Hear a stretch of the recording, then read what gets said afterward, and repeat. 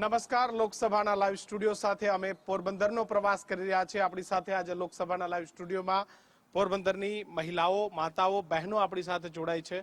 સીધી જ તેમની સાથે ચર્ચા કરીશું કે ખરા અર્થમાં 95નું પોરબંદર એ 2024માં કેવું દેખાય છે, પોરબંદરનું કેવું ડેવલપમેન્ટ થયું છે। તમામ બહેનોનું ખૂબ ખૂબ સ્વાગત છે ગુજરાત ફર્સ્ટના લોકસભા લાઈવ સ્ટુડિયોમાં। બેન, ખરા અર્થમાં પોરબંદર ક્યાં છે, કેવા કામો એ પોરબંદરની અંદર થઈ છે, સમસ્યાઓનો કેટલા અંશે નિવેડો આવ્યો છે? અત્યારે આપણે જોઈ શકીએ છીએ કે પોરબંદર પહેલા તમે નામ સાંભળવામાં ખાલી આપણે જોઈ શકીએ કે ગાંધીજીની જન્મભૂમિ અને સુદામાજીનું સ્થળ એ બે વિશે જ આપણે જાણતા હતા। પણ અત્યારે તમે જોઈ શકો છો કે નરેન્દ્ર મોદી, માનનીય આપણા મુખ્યમંત્રી શ્રી નરેન્દ્ર મોદીના આવ્યા બાદ અત્યારે પોરબંદર, હજી પણ પોરબંદરને આપણે પ્રવાસન સ્થળ તરીકે પણ આગળ વિકાસ થઈ રહ્યો છે કે જેને કારણે પોરબંદરનું નામ આગળ છેક સુધી જશે। બેન, કેવા કામો થયા છે? શહેરની અંદર સમસ્યાઓ હોય, મહિલાઓની સમસ્યા હોય, શહેરની સમસ્યા હોય, કેવા કામ આ પોરબંદર શહેરમાં થયા છે? સરસ કામ કર્યા છે નરેન્દ્રસિંહ મોદીએ કે રોડ રસ્તા સરસ બનાવ્યા છે, પ્લસ આપણે આવાસ યોજના પણ સરસ બનાવી છે કે કોઈ ગરીબ ભાઈઓ બહેનો હોય તો એ ભાડા ભરી શકતા ના હોય તો એ બહેનોને પણ ગરીબ ફ્રીમાં મકાન આપ્યા છે નરેન્દ્ર મોદી સાહેબે। ને રોડ રસ્તાનું પણ એ કામ અત્યારે ચાલે છે, ઘરગથ્થાનું કામ પણ સરસ મજાનું કરી આપ્યું છે। એવા બધા ઘણા બધા કામ કરી આપ્યા છે સાહેબે। કેમ છો બા? મજા ચૂંટણી લડવાની ઈચ્છા ખરી? કરીએ, હા હા લડવું ચૂંટણીમાં? હા, હવે હિંમત થાત કે કરીએ।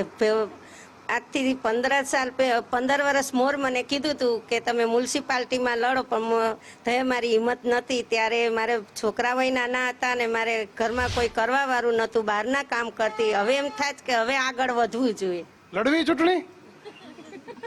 હા। ક્યાંથી લડવી? પોરબંદરથી। કેવાની ચૂંટણી લડવી? સંસદ સભ્યની? નહીં નહીં નહીં નહીં, મ્યુનિસિપાલિટીનું હોય તો એમાં પહેલાથી તો એ શરૂઆત કરાય ને પછી બીજું આગળ વધાય। વાહ ભાઈ વાહ, બા માટે તાળીઓ પાડો ભાઈ। મેળ આવે તો ચૂંટણી લડવી જોઈએ એમને। બેન, તો શું નામ છે તમારું? પૂનમબેન। પૂનમબેન, શું કામ કરો છો પોરબંદરમાં? હું ટીચર છું। અરે વાહ, અચ્છા। તો બેન, ખરા અર્થમાં કેવું ડેવલપ થયું છે આ પોરબંદર? બહુ સરસ રીતે ડેવલપમેન્ટ થયું છે। પહેલાં જેવું હતું અત્યારે એવું નથી। પહેલાં એવું હતું કે બહારની સિટી જોઈએ ને ત્યારે આપણું પોરબંદર એમ લાગતું કે નાનું એવું છે, પણ અત્યારે બહુ સરસ બધું થયું છે।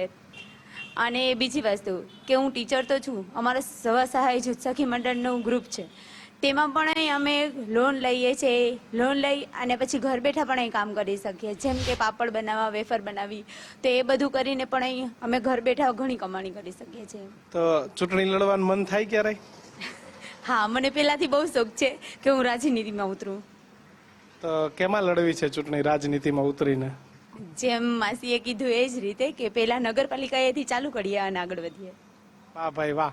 તો બેન, કેવા કામો થયા છે આ ગામની અંદર, કે પછી ખાલી વાતો જ થઈ રહી છે? ખરા અર્થમાં તકલીફોનો અંત આવ્યો છે?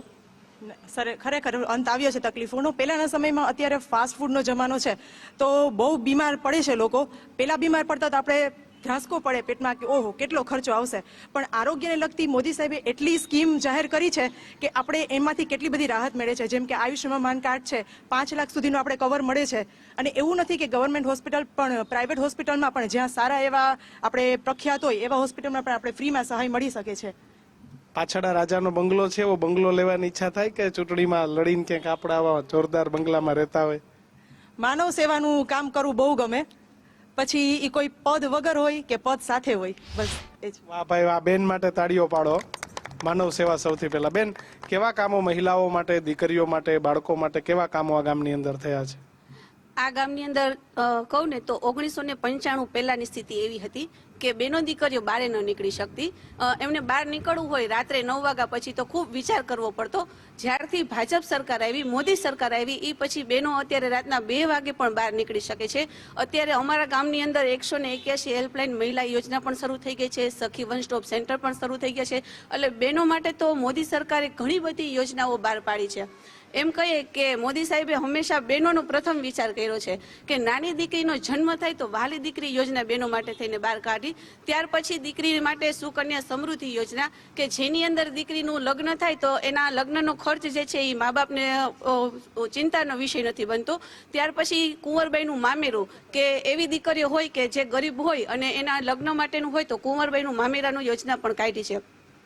પછી આપણે જોઈએ કે ગંગા સ્વરૂપા બહેનો હોય તો જેને અંદર ઘરમાં એની પાસે કોઈ જ્યારે એનો આશરો હોય જે છે એ છીનવાઈ ગયો હોય છે તો એના માટે પણ મોદી સરકારે અત્યારે 1250 રૂપિયા વિધવા બહેનોને મળે છે. એવી રીતના વૃદ્ધ પેન્શન મળે છે.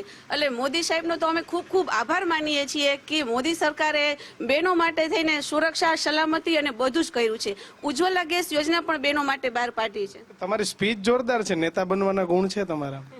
Thank you. હું પણ ટીચર છું. 13 વર્ષ તરીકે મેં શિક્ષિકા તરીકે જોબ કરી છે અને અત્યારે અમે સમાજ સેવાના કાર્યો જ કરીએ છીએ.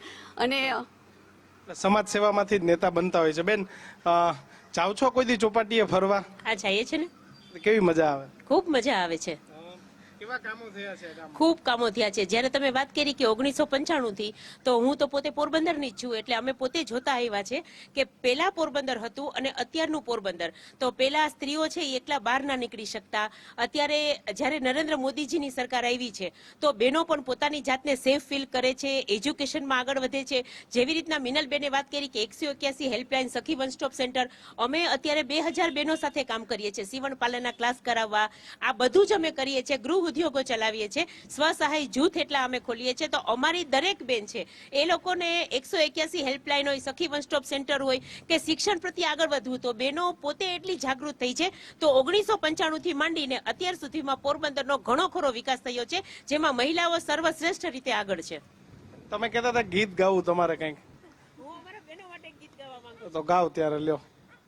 कोमल है कमजोर नहीं तू, शक्ति का नाम ही नारी है, सबको जीवन देने वाली, मौत भी तुझसे हारी है, बहुत हो चुका अब मत सहना, तुझे इतिहास बदलना है, कोई तुझको कह न सकेगा अबला है बेचारी है, कोमल है कमजोर नहीं तू, शक्ति का नाम ही नारी है, सबको जीवन देने वाली, मौत भी तुझसे हारी है, भारत माता की जय.